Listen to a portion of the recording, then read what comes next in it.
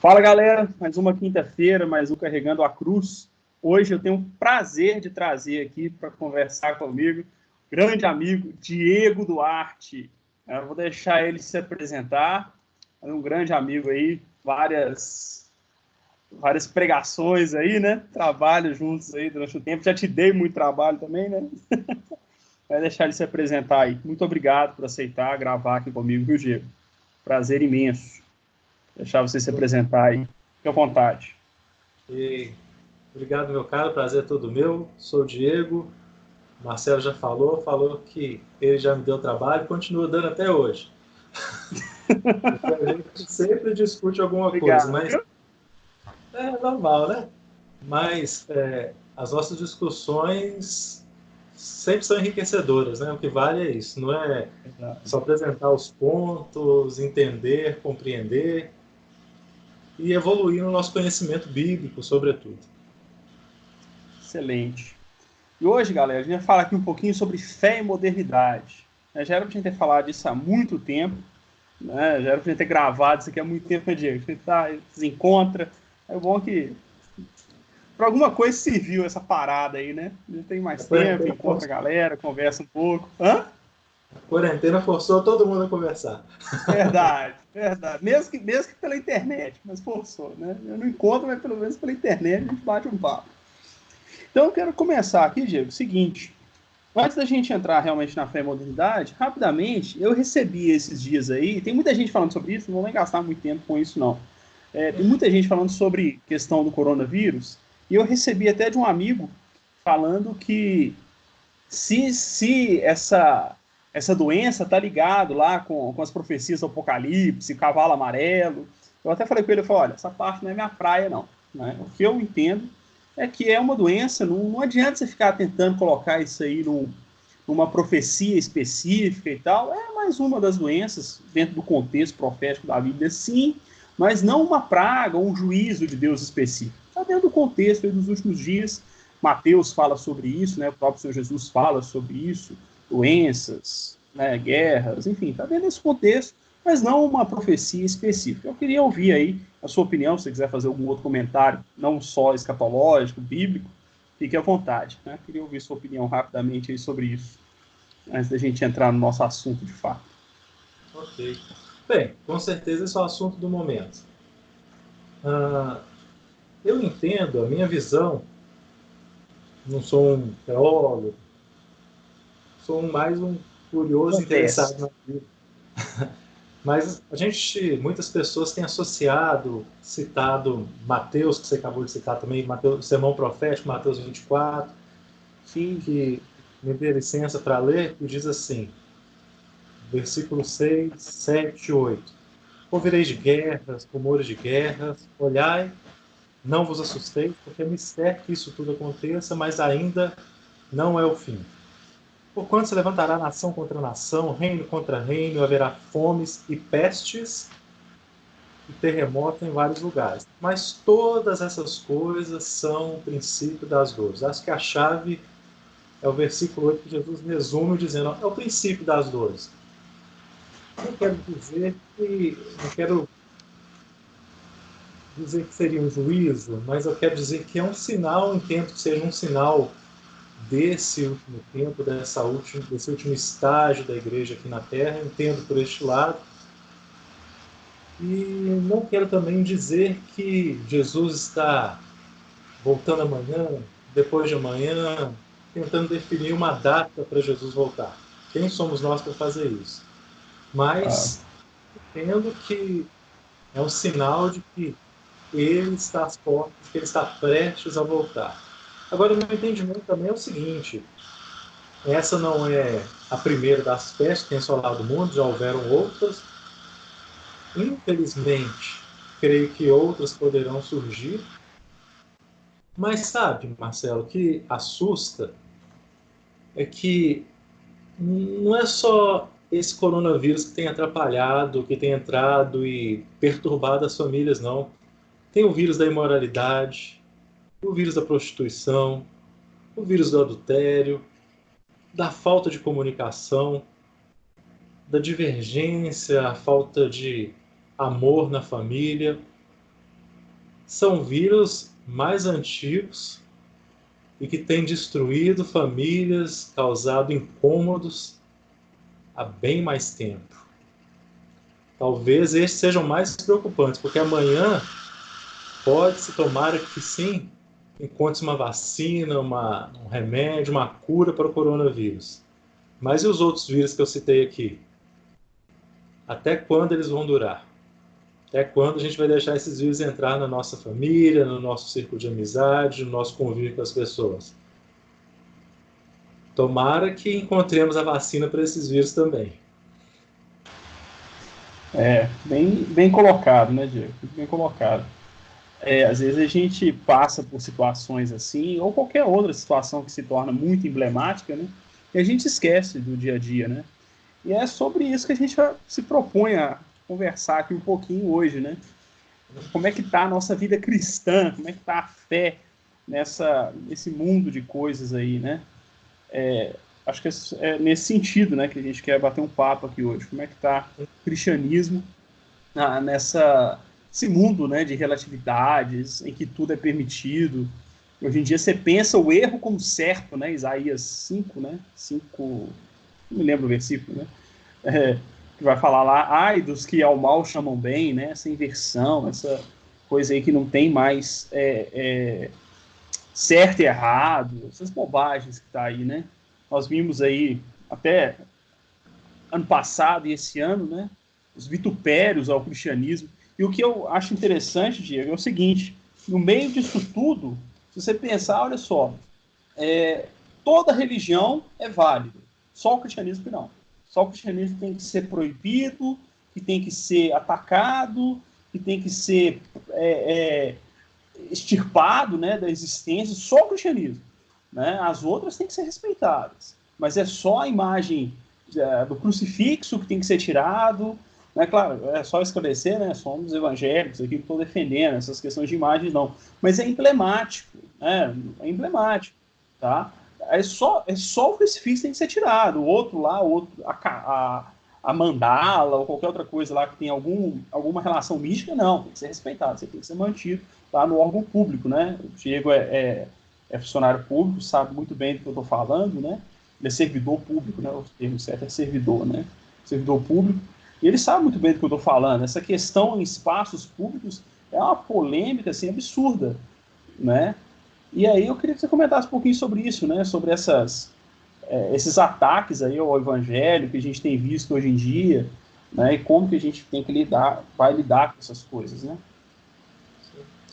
Bem, primeiramente, é bom que a gente esclareça, não sei se a gente usa muito a expressão mundo, às vezes as pessoas até confundem. Eu estou explicando isso porque, certa vez, com a classe, junto com outros irmãos, a gente foi discutir essa questão, e a primeira pergunta que a gente fez foi o que é mundo? E as pessoas não sabem, ou então acham que sabem, ou então creem que mundo é o planeta Terra. Mas a questão aí não é geográfica, certo? Quando a gente fala de mundo, é um sistema que é contrário ao próprio Deus, que insurge contra Deus. Um sistema que está comandado pelo adversário, tem a sua base no pecado, e esse sistema ele se insurge contra o domínio de Deus. E certo é que hoje fala-se muito do Estado laico. Nada contra isso, mas como você colocou, o que é feito é o seguinte: por exemplo, numa instituição, numa faculdade, por exemplo, universidade, graças ao Estado laico, você não pode citar, você não pode falar sobre Cristo, você não pode pregar, mas você pode falar mal do cristianismo, você não pode ir positivamente em favor do cristianismo, mas você pode, é permitido falar mal do cristianismo. Ora, se é Estado laico, você não deve falar nem bem, nem mal. Mas a postura que hoje se adota é a seguinte: é a crítica aberta, livre, sem censura. Estamos aqui incentivando a censura, não, pelo contrário, mas se usa, pode falar o que quiser, porque é seu direito de expressão. Então, fale contra o cristianismo, é isso que tem sido pregado por aí.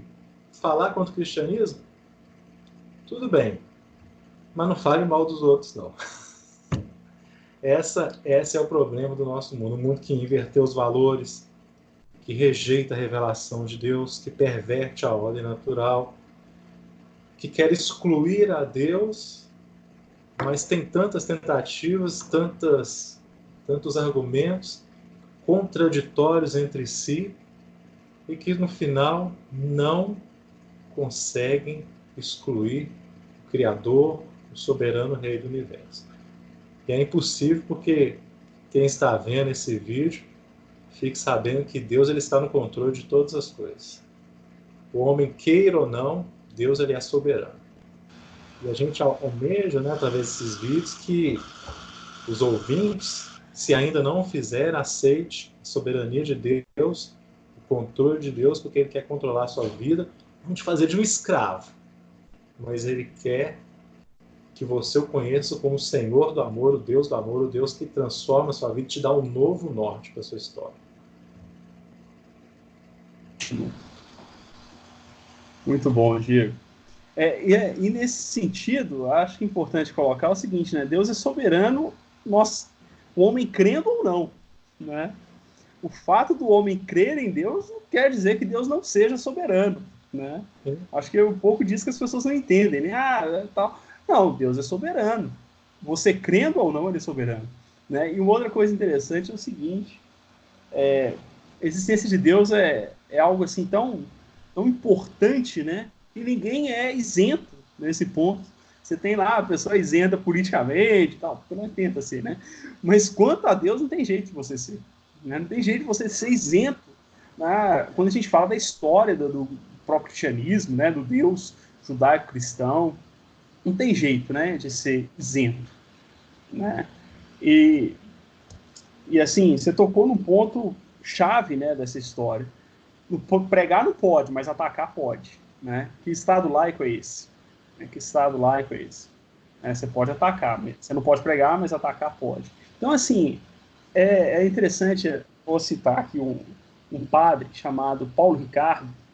Ele fala uma coisa interessante, não sei se você já viu alguma coisa dele, ele é muito presente nas redes sociais.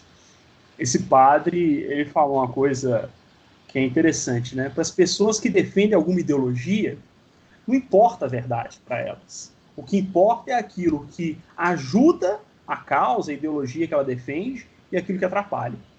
O que importa para essas pessoas é isso. Né? Então, a pessoa, quando ela abraça algum tipo de ideologia, seja no campo da moral, no campo da política, mas geralmente as ideologias, elas abraçam, né, moral, política, abraça tudo, abraça a realidade, né, como um todo.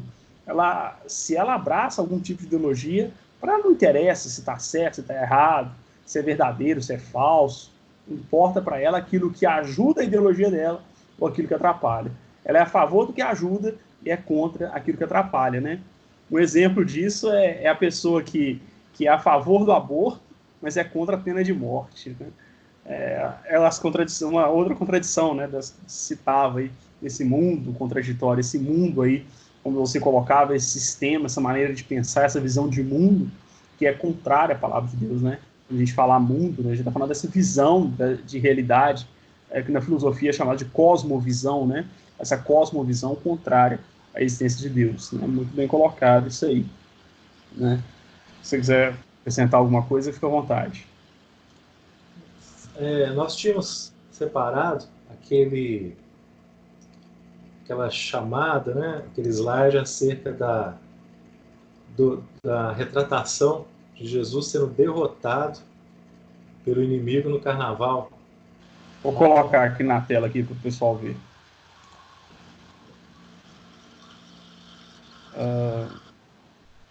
Apareceu aí? Ainda não. Esperamos que apareça. Já não. Vai aparecer. Vai aparecer. Bem, o fato é... Apareceu. Apareceu, o fato né? é que gerou... Porque eu fico sem o retorno aqui. Tranquilo. Mas fato é, só para a gente se lembrar de um fato que ocorreu em 2019, no Carnaval de 2019, acerca da apresentação de Jesus, né, por uma escola, que gerou revolta de algumas pessoas da sociedade, da ala cristã, tanto que a matéria fala da ação que pede que Gaviões se retrate por triunfo de Satã sobre Jesus no Carnaval. Bem, apresentaram, essa é a forma que esse sistema apresenta o Deus Todo-Poderoso como um derrotado. Certo é, com desrespeito ao símbolo, à religião cristã, como é apresentado ali na manchete, tirado de um site, mas o certo é que as pessoas tentam apresentar Jesus, o nosso Deus, como um derrotado. Mas quem tem uma experiência real com ele, e mais uma vez nós enfatizamos, esperamos que seja caso dos nossos ouvintes, sabe que ele é vitorioso. Quando a gente olha a última página da Bíblia, o fim da história, temos lá a representação de um Deus que é todo-poderoso, que é vencedor e que é o autor da nossa vida. Vamos continuar desrespeitando? Infelizmente, provavelmente. Amém. Mas isso não humilha, não menospreza, não diminui o nosso Deus. Pelo contrário, a fé continua viva no coração daquele que tem uma real experiência com ele. A Gaviões, outra escola de samba, ninguém nunca conseguiu mudar a vida de nenhuma pessoa, mas que a gente tem de relato de pessoas que tiveram uma vida transformada por Deus, inúmeros Glória a relatos. Deus. Não, agora, eu colocaria nisso que você colocou pra gente aí, né, da Gaviões. Esse ano teve de novo, né? Eles colocaram lá, acho que a Mangueira, né, fez um samba enredo envolvendo Jesus e tal. Tivemos, acho que ano passado, né, o movimento LGBT colocou lá um transexual amarrado, apresentando Cristo. Agora, uma coisa que eu coloco é o seguinte: às vezes, no intento, até com boa intenção, né? As pessoas vão brigar, vão fazer essas coisas, mas assim, não sei se você concorda, você fica à vontade para colocar seu ponto de vista aí. Eu acho que nesse momento a nossa postura tem que ser um pouco a postura de Jesus, imitada por Estevão. Né? Pai, perdoai, não sabem o que fazem. Né? Porque, assim, brigar, bater de frente não vai adiantar muita coisa. Aliás, não vai adiantar nada. Né? E eu creio, no fundo, que Deus não se ofende com isso. Né? Eu até achei uma expressão interessante, não sei se foi do Franklin Ferreira, foi um dos pastores aí que estão na mídia, né? Não me lembro bem. Ele falou assim: o Jesus lá da Sapucaí não é o meu Jesus. Eles representaram lá um estereótipo, mas não é o Jesus bíblico, não é o Jesus das Escrituras, não é o Deus que realmente vive, reina e, como nós falávamos anteriormente, é soberano. Então, assim, para o nosso povo, né, que está ouvindo aí, amigos, cristãos, seja lá de qual denominação for, protestante ou não, né, eu acho que, assim, antes da gente ir para um debate político, uma polarização, acusar as pessoas, dá um passo para trás, deixa a ira baixar um pouquinho, né? Lá em Provérbios fala: não apressa-te o teu coração a irar, né? Deixa a ira baixar um pouquinho, sem essa polarização. Ore por essas pessoas, né? E eu penso o seguinte: a nossa maior arma é o que o Diego falou, o que você colocou aqui pra gente. Pregar que Jesus transforma vidas. Esse é o verdadeiro Jesus. E essa pregação, essa nossa postura de uma pregação coerente, uma pregação incisiva, é isso que vai realmente influenciar para que o Espírito Santo possa convencer essas pessoas de que não devem vituperar, não devem atacar o nome do Senhor Jesus. Né? Não somos nós, Deus não precisa que nós o defendamos. Né? Somos criaturas tão pequenos, né? Então, antes a gente ir com essa sede, né, de brigar, acho que é uma coisa até meio natural da gente, querer brigar, querer discutir, polarizar as coisas. Então, acho que a gente deve ir com calma aí, com amor, né, dizendo: olha, Cristo te ama, Cristo... não que a gente deva aceitar e aplaudir, claro que não, jamais. Vamos condenar, mas de maneira lúcida né, mostrando que Jesus também tem uma bênção para esses. Lembrando que Paulo, o maior apóstolo, escreveu a maior parte do Novo Testamento, né, ele perseguia os cristãos, ele matava, né?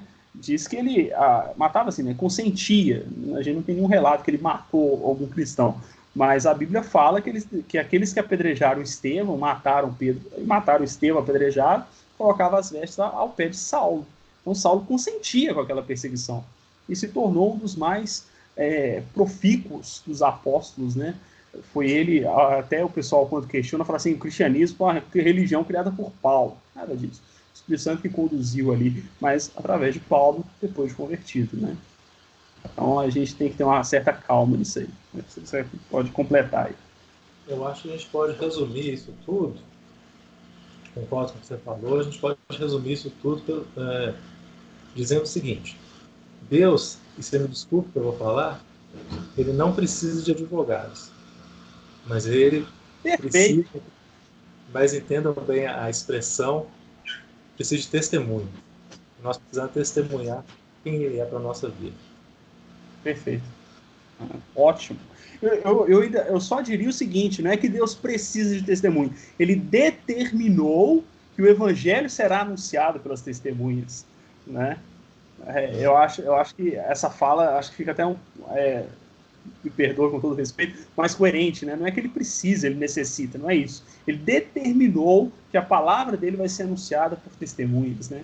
E glória a Deus, ele nos escolheu para isso. E você que está nos ouvindo, se você está vendo esse vídeo, ouvindo esse vídeo, é porque Deus também te chamou para ser testemunha, né? Não importa qual esteja aí a sua relação aí com a religião, com Cristo, Deus te chamou, né? Você está meio pedra, meio tijolo, arruma a sua vida aí, né? Mas se você está vendo isso aqui, se você tem interesse por conteúdo cristão, é porque, de alguma maneira, Deus te chamou também para testemunhar das coisas do Senhor, tá bem?